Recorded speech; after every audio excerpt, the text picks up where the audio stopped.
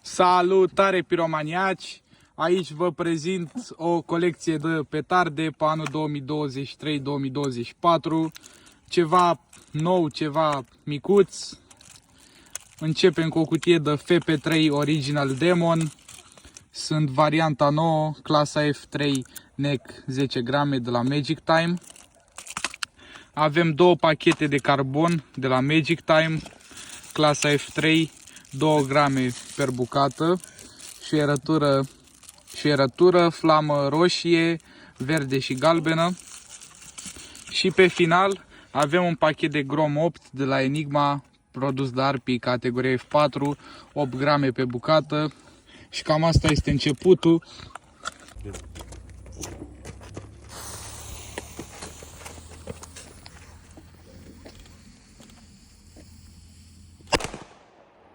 Da. Carbon.